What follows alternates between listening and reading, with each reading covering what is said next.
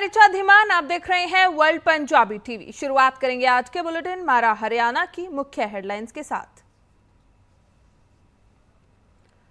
प्रदेश में सभी डॉक्टरों की हड़ताल खत्म, आज से ड्यूटी पर उपस्थित हुए डॉक्टर्स। हरियाणा सरकार ने मानी मांगे, 15 अगस्त से पहले मांगे पूरे करने का दिया आश्वासन।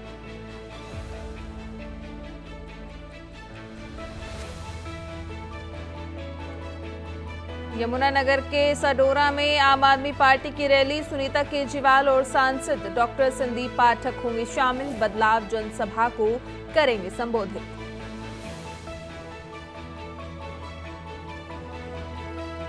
रेवाड़ी पहुंचे पूर्व सीएम भूपेंद्र सिंह हुड्डा, धन्यवाद सम्मेलन को करेंगे संबोधित। प्रदेश अध्यक्ष उदय भान और दीपेंद्र हुड्डा मौजूद।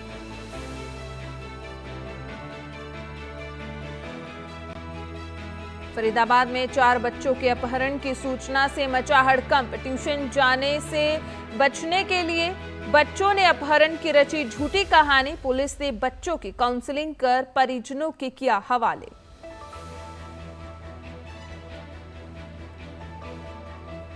मेवात में ब्लैकमेल करना यूट्यूबर को पड़ा भारी, भाजपा नेता की शिकायत पर 4 यूट्यूबर पर मुकदमा दर्ज। वीडियो डिलीट करने की एवज में मांगे थे 10,000 रुपए।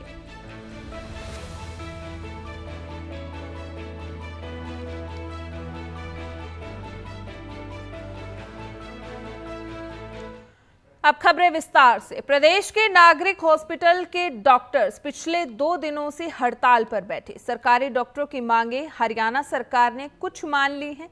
सरकार ने डॉक्टरों की मांगों को 15 अगस्त से पहले उन्हें अधिसूचित करने का आश्वासन दिया है। इस फैसले के बाद डॉक्टरों ने हड़ताल वापस ले ली।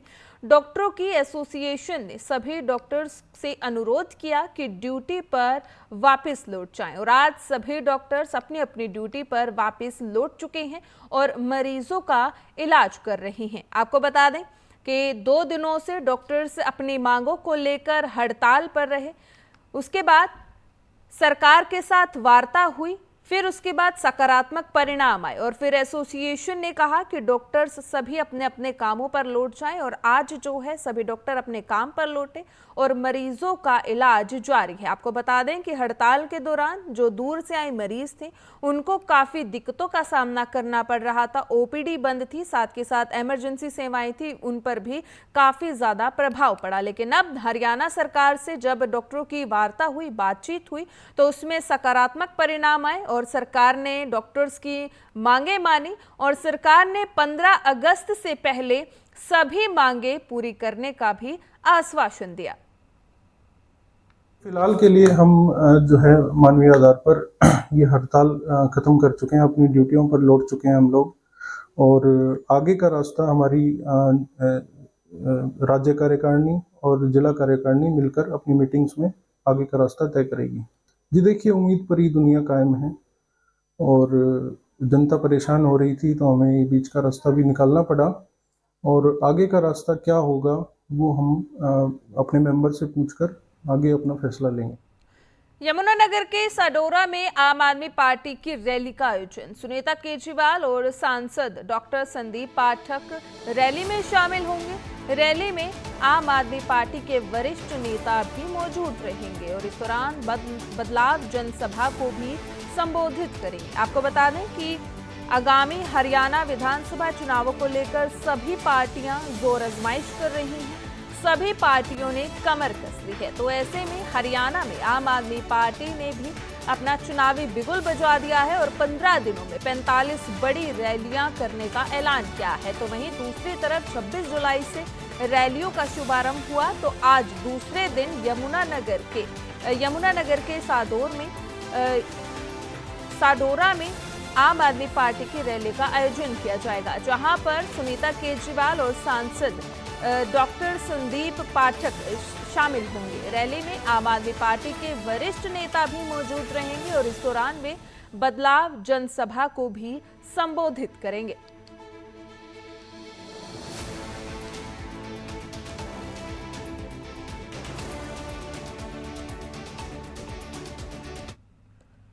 आगे बढ़ेंगे। रेवाड़ी पहुंचे पूर्व सीएम भूपेंद्र सिंह हुड्डा। हुड्डा के स्वागत में लोगों का भारी जन सैलाब उमड़ा। श्री कृष्ण भवन में धन्यवाद सम्मेलन को संबोधित करेंगे। पूर्व लोकसभा प्रत्याशी राज बब्बर, प्रदेश अध्यक्ष उदय भान और विधायक चिरंजीव राव सहित सैकड़ों की संख्या में कार्यकर्ता पहुंचे हैं। आपको बता दें कि धन्यवाद सम्मेलन में पहुंच चुके हैं हरियाणा के पूर्व मुख्यमंत्री भूपेंद्र सिंह हुड्डा। वहां पर जनता का आभार व्यक्त करेंगे, जनसभा को संबोधित करेंगे। रेवाड़ी पहुंच चुके हैं हरियाणा के पूर्व मुख्यमंत्री भूपेंद्र सिंह हुड्डा। हुड्डा के स्वागत में लोगों का भारी जन सैलाब उमड़ा। श्री कृष्ण भवन में धन्यवाद सम्मेलन को संबोधित करेंगे राज बब्बर, प्रदेश अध्यक्ष उदय भान और साथ ही साथ रोहतक के सांसद दीपेंद्र हुड्डा भी शामिल हुए। आपको बता दें कि रेवाड़ी पहुंचे हैं पूर्व सीएम भूपेंद्र सिंह हुड्डा। हुड्डा के स्वागत में लोगों का भारी जन सैलाब उमड़ा, जोरदार स्वागत किया गया। इस दौरान धन्यवाद सम्मेलन को भी संबोधित करेंगे।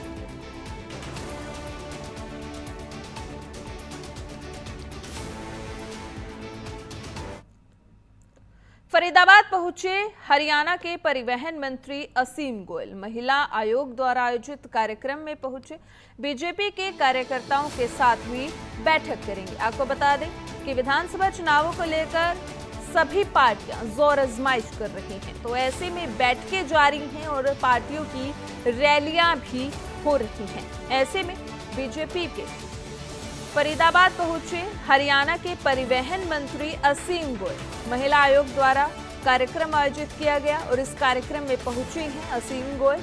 इसके बाद भी बीजेपी के कार्यकर्ताओं के साथ भी बैठक करेंगे। आपको बता दें कि फरीदाबाद पहुंचे हरियाणा परिवहन मंत्री असीम गोयल और महिला आयोग द्वारा आयोजित कार्यक्रम में पहुंचे हैं। इसके बाद बीजेपी के कार्यकर्ताओं के साथ भी बैठक करेंगे। आपको बता दें फरीदाबाद पहुंचे हैं हरियाणा परिवहन मंत्री असीम गोयल। महिला आयोग द्वारा कार्यक्रम आयोजित किया गया, जहां पर हरियाणा के परिवहन मंत्री असीम गोयल पहुंचे हैं और इस कार्यक्रम के बाद बीजेपी के कार्यकर्ताओं से भी बैठक करेंगे और उसमें हरियाणा आगामी विधानसभा चुनावों के बारे में भी चर्चा की जाएगी। आपको बता दें कि बीजेपी के कार्यकर्ताओं के साथ भी बैठक करेंगे हरियाणा के परिवहन मंत्री असीम गोयल। फरीदाबाद पहुंचे हैं और महिला आयोग द्वारा आयोजित कार्यक्रम में वे भाग लेंगे।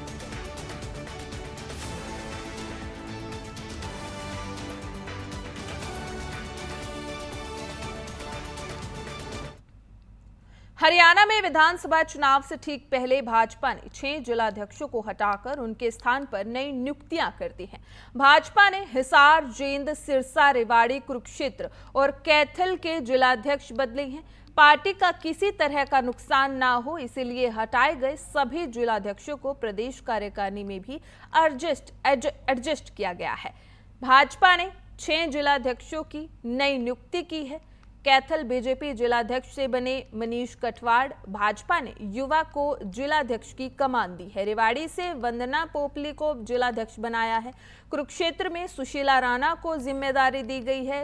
वहीं जींद में तेजिंद्र ढुल को ये जिम्मेदारी दी है। सिरसा में शीशपाल कंबोज को जिलाध्यक्ष बनाया है। इसके साथ हिसार में भी अशोक सैनी को जिलाध्यक्ष बनाया है। हरियाणा विधानसभा चुनाव से पहले भाजपा ने ये नियुक्ति की है। 6 जिलाध्यक्षों की नई नियुक्ति की है। तस्वीरें आप देख पा रहे हैं। कार्यकर्ताओं में काफी उत्साह दिखाई दिया इस दौरान। देखिए, सबसे पहले तो मेरे जैसे एक छोटे से और सामान्य से कार्यकर्ता को भारतीय जनता पार्टी ने इस प्रकार की जिम्मेवारी दी है, तो इस बड़ी जिम्मेदारी के लिए मैं हमारे राष्ट्रीय अध्यक्ष आदरणीय जगत प्रकाश नड्डा जी का, हमारे लोकप्रिय मुख्यमंत्री पूर्व मुख्यमंत्री श्री मनोहर लाल जी का और हमारे लोकप्रिय मुख्यमंत्री श्री नायब सिंह सैनी जी का, हमारे प्रदेश अध्यक्ष आदरणीय मोहन बडोली जी का, हमारे संगठन महामंत्री आदरणीय फणींद्र नाथ शर्मा जी का और हमारे तीनों महामंत्री बहन अर्चना गुप्ता जी, कृष्ण बेदी जी, भाई सुरेंद्र पुनिया जी का और मेरे बड़े भाई और मेरे मार्गदर्शक भाई अशोक गुज्जर जी का और भारतीय जनता पार्टी के शीर्ष नेतृत्व का धन्यवाद करता हूं कि मेरे जैसे एक सामान्य से कार्यकर्ता को इस प्रकार की जिम्मेवारी संगठन ने देने का काम किया। नूह लघु सचिवालय में सम्मान समारोह आयोजित किया गया, जिसमें जिला की सामाजिक और धार्मिक संस्थाओं ने विगत 22 जुलाई को ब्रिज मंडल जलाभिषेक यात्रा के सफल आयोजन में प्रशासन के सहयोग और शांति व्यवस्था बनाए रखने के लिए डीसी धीरेन्द्र खड़गटा और एसपी विजय प्रताप सिंह का पगड़ी बांधकर स्वागत किया गया। ब्रजमंडल जलाभिषेक यात्रा की आयोजन समिति के सदस्यों ने कहा कि प्रशासन की ओर से उन्हें पूर्ण सहयोग मिला। देखिए, सारे समाज के लोग आए हुए थे हमारे पास, और उनका ये था कि जो प्रशासन के द्वारा जो सहयोग किया गया, जो शांति व्यवस्था बनाई गई, उसके कारण से बड़ी शांतिपूर्ण माहौल में दोनों समुदायों ने ब्रजमंडल यात्रा मनाई। और उन्होंने यही आग्रह किया कि आगे भी इसी तरह से शांतिमय तरीके से हमारी यात्रा चलती रहे, और जिसके कारण से दोनों समुदाय में भी प्रेम बना रहे। मतभेद है तो वो इसी तरह से ब्रजमंडल यात्रा के द्वारा या किसी और त्योहार के द्वारा वो शांति से निपट जाए।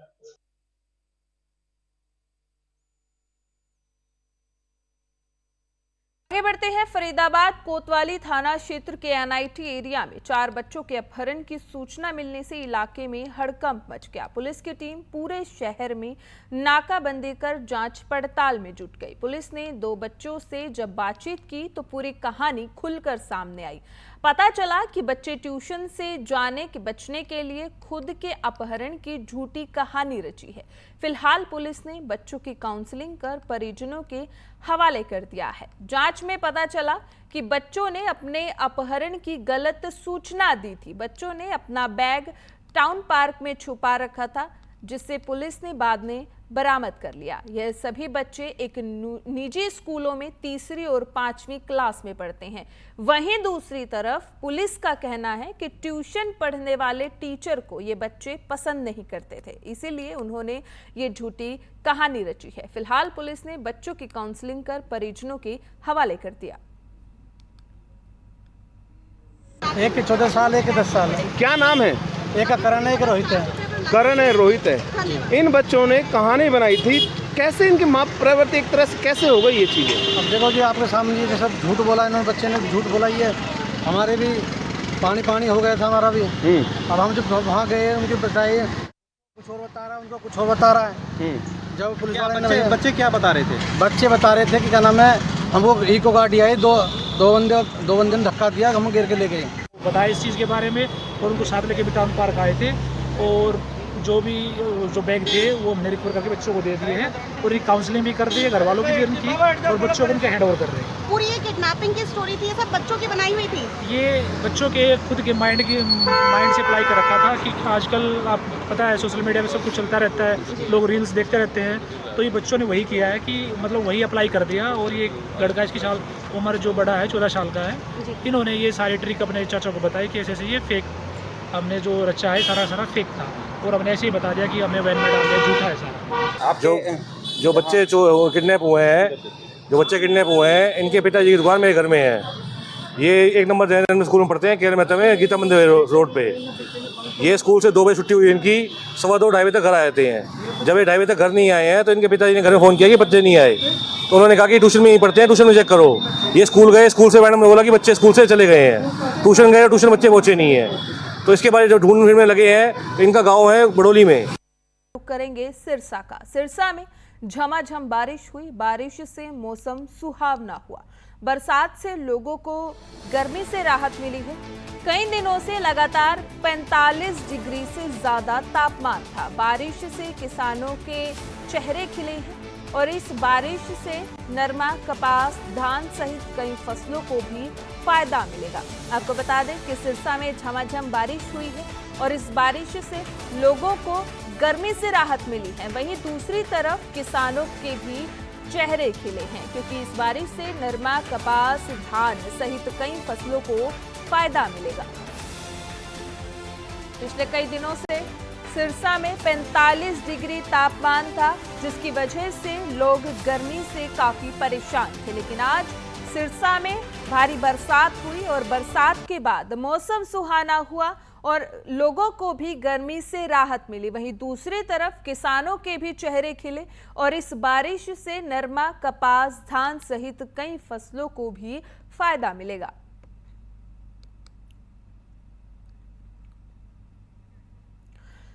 कुरुक्षेत्र में एक गाय ने एक बुजुर्ग महिला को मार डाला। मामला कुरुक्षेत्र न्यू कॉलोनी का है, जहां 62 वर्षीय महिला अपने घर सफाई करते हुए बाहर निकली थी कि आवारा पशु ने उन पर हमला कर दिया।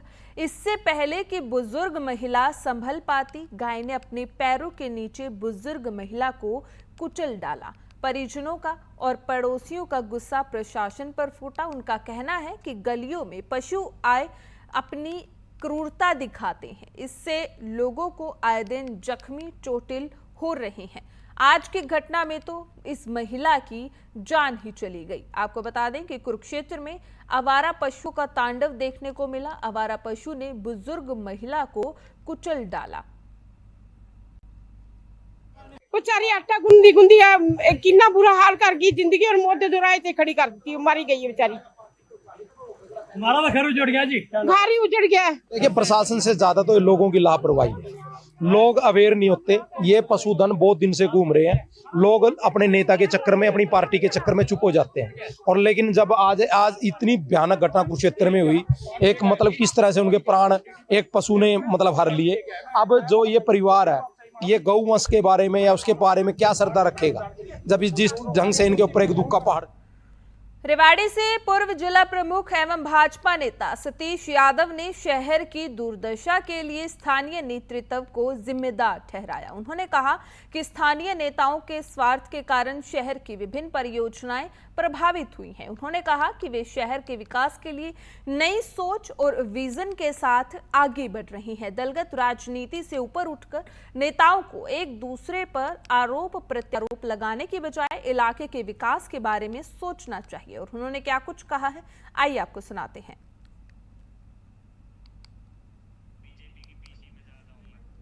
और को दावेदारी है, तैयारी में भी लगा हुआ हूँ। लोगों से निरंतर रेवाड़ी की तुल्य जनता से लगातार संपर्क में हूँ। पिछले 15-20 दिन से ज़्यादा मैंने अपने आप में मैं जा रहा हूँ लोगों के द्वार द्वार और लोगों से ये कह रहा हूँ, ना पगड़ी, ना फूल, ना माला, ना कोई चाय, ना कोई बर्फी, केवल आपके विचार साझा करने के लिए आया हूँ। हर चौक और चौराहे में जा रहा हूँ, गाँव की गली और बस्ती में जा रहा हूँ और उनकी सुनना चाहता हूँ। रेवाड़ी को समझने की कोशिश कर रहा हूँ कि यहाँ की पिछले 25 साल से मैं राजनीतिक जीवन में हूँ। वैसे तो मुझे मोटे मोटे तौर पे सभी के जीवन की जो यहाँ रेवाड़ी में जो लोग रहते हैं उनकी क्या क्या परेशानियाँ हैं, किसी भी विभाग से संबंधित किसी भी क्षेत्र की, चाहे वो नौजवान की हो, चाहे बुजुर्ग की हो, चाहे किसी गली और नाली की हो, चाहे कोई सीवरेज व्यवस्था की हो, चाहे जो आज के दिन हम तहसीलों की हो, चाहे म्यूनसिपल कमेटी की हो, सभी की परेशानी से भली भांति परिचित हूँ और जो नहीं हूँ उसको समझने का प्रयास कर रहा हूँ कि क्या क्या समस्याएं लोगों के जीवन में है और उनको आने वाले समय में कैसे दूर किया जा सकता है। कुरुक्षेत्र के लाल डोरा में रहने वाले प्रॉपर्टी मालिकों के लिए एक बड़ी खबर है। साथ ही उन लोगों के लिए यह एक बड़ी और अच्छी खबर है जिन्होंने अभी तक अपना प्रॉपर्टी टैक्स नगर परिषद कार्यालय में जमा नहीं करवाया है। आपको बता दें कि शहरी निकाय विभाग ने अपने पेंडिंग प्रॉपर्टी टैक्स की रिकवरी बढ़ाने के प्रयास तेज कर दिए हैं। इस कड़ी में उपभोक्ताओं को भारी छूट दी जा रही है। इस छूट के तहत 2010-11 से मार्च 2024 तक का प्रॉपर्टी टैक्स जमा करवाने पर 100% ब्याज माफी और मूल राशि यानी एरियर पर भी 15% की छूट दी जा रही है। ऐसे उपभोक्ता 30 सितंबर तक इस छूट का लाभ उठा सकते हैं। वहीं चालू वित्त वर्ष यानी 2024-25 का हाउस टैक्स जमा करवाने पर 10% एरियर में छूट दी गई है। सरकार द्वारा आम नागरिक को और आम नागरिक की जरूरतों को देखते हुए जो छूट दी गई है वो बहुत ही अच्छी प्रकार से इम्प्लीमेंट भी की गई है। सबसे पहले मैं आपको बताना चाहूँगा जो एक आम आदमी की सबसे मुख्य समस्या क्या है कि जो उसके टैक्स वगैरह गार्बेज चार्जेज वगैरह उसकी प्रॉपर्टी पे लगते हैं उनसे वो प्रभावित होता है। तो सरकार द्वारा सबसे पहला कदम क्या उठाया गया है, गार्बेज टैक्स की जो डिमांड थी 2024-25 की यानी कि 25 की 31 मार्च तक गार्बेज जो शुल्क है उसको पूर्ण रूप से माफ़ कर दिया गया है। उसके बाद दूसरी जो मुख्य समस्या थी प्रॉपर्टी टैक्स। प्रॉपर्टी टैक्स में सरकार द्वारा बहुत ही अच्छे कदम उठाए गए हैं। 2010-11 की डिमांड से लेके और 2024 की मार्च तक की जो डिमांड थी उस एरियर था जो उस पे जो ब्याज लगता था वो ब्याज 100% की उस पे छूट दी गई है। आगे बढ़ते हैं। अंबाला पुलिस की नशा तस्करों के खिलाफ धरपकड़ जारी है। पुलिस ने नशे में 10 मामले दर्ज कर करोड़ों का नशा बरामद किया है। आज सीआईए 2 ने कार्रवाई करते हुए 230 किलो 750 ग्राम पोपी हस्क बरामद की है। इस मामले में बाकी आरोपियों को भी जल्द काबू किया जाएगा। आपको बता दें कि नशा तस्करों के खिलाफ धरपकड़ जारी है और इसमें एक आरोपी को भी पुलिस ने गिरफ्तार किया है। पुलिस ने नशे के 10 मामले भी दर्ज किए हैं और करोड़ों का नशा भी बरामद किया है और इस मामले में जो बाकी आरोपी हैं उनको भी जल्द गिरफ्तार कर लिया जाएगा। अंबाला पुलिस का नशे के विरुद्ध, खासकर जो सप्लाई चेन है नशे की, उसके विरुद्ध एक स्पेशल कैंपेन जो है चल रही है। तो इसी कैंपेन के तहत जुलाई महीने में यानी 1 जुलाई से आज 26 जुलाई तक 10 मुकदमे दर्ज किए गए हैं, जिसमें उन 10 में से भी 6 ऐसे मुकदमे हैं जिसके अंदर रिकवरी कमर्शियल क्वांटिटी की है। यानी जो हमारा टारगेट था, जो मैंने आपको पहले भी बताया था कि कमर्शियल क्वांटिटी को पकड़ना जो है टारगेट है, जिसके लिए हमारी सीआईए और सभी थाने और बाकी पुलिस के मुलाजमान पूरी मेहनत से काम कर रहे हैं। इसी की कड़ी में आज जो है सीआईए 2 की टीम ने एक अवतार सिंह है जो बलाना गांव का रहने वाला है, बलाना गांव से ही 230 किलोग्राम जो है पॉपी हस्क डोडा पोस्ट को रिकवर किया गया है। ये भी कमर्शियल क्वांटिटी का केस है जिसकी कीमत करीब 15 लाख के आसपास है। तो अब तक की रिकवरी करीब 1.5 करोड़ के आसपास की पूरे महीने में की गई है।